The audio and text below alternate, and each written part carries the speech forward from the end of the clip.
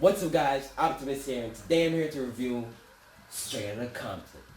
Straight Outta Compton is pretty much the backstory of Eazy-E, Dr. Dre, and Ice Cube before they became famous, before they went from nothing to something. Now this movie is directed by Felix Gray, and it's done by Universal Studios. Now, you must be thinking, Universal Studios, I mean it has to be good. It is, it's very good. I advise you go watch it right now. But don't leave the video yet. Watch the video and then go watch the movie. It's 2 hours. Good.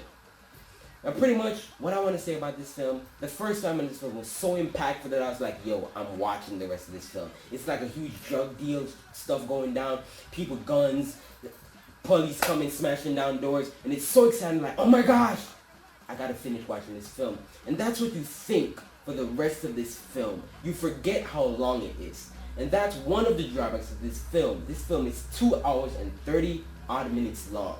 That is a long ass film. It's just as long as Revenant. I will be reviewing that movie very soon.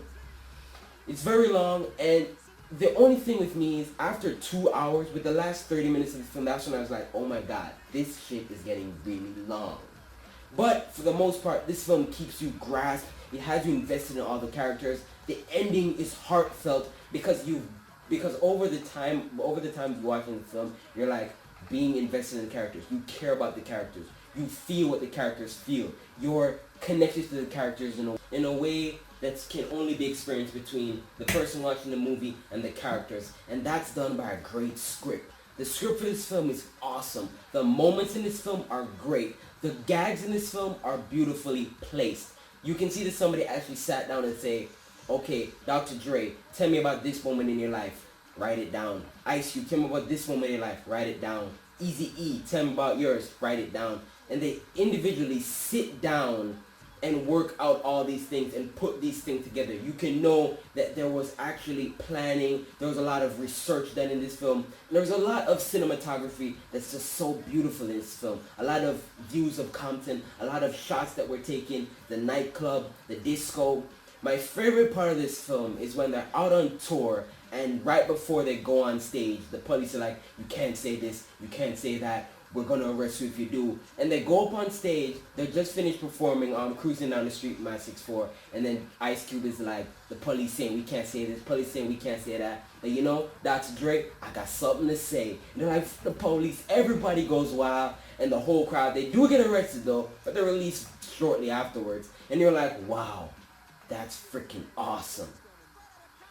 There are a few gripes I have about this film. There are certain characters that over time, they show them a lot, and then over time with the film, they pretty much cut them out. You barely see them anymore. The same thing that happened to DJ Yellow. He was like in the first part of the film a lot, but then once everybody started to get famous and stuff, you barely saw him.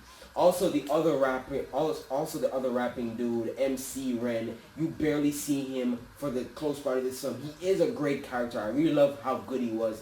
And it kind of pissed me off that they only put Snoop Dogg in it one time. Snoop Dogg was only in the entire movie once, which was okay, but a lot of people still wonder who's the main character of this film, because you have Dr. Dre, Eazy-E, and Ice Cube. To be honest, I think that Dr. Dre would be the main character because we see him the most, and it pretty much is attached to his main story a lot.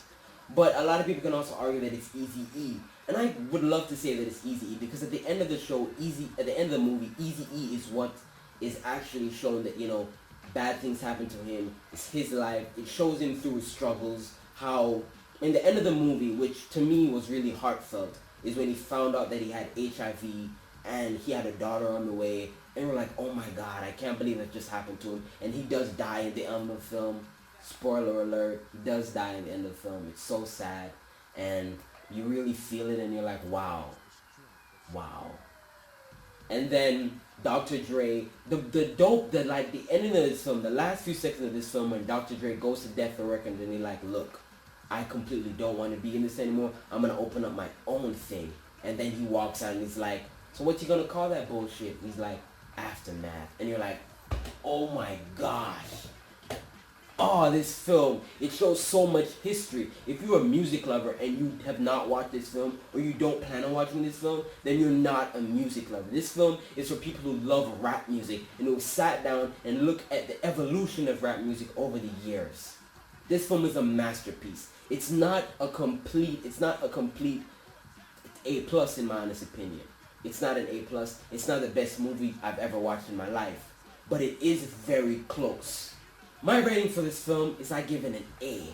I would love to give it an A plus, but the length of this film and certain features about this film I don't like.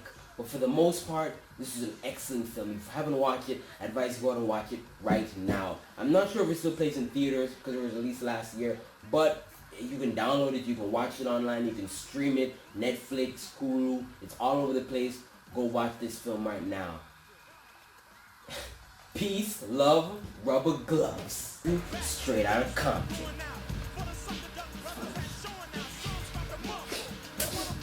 Awesome.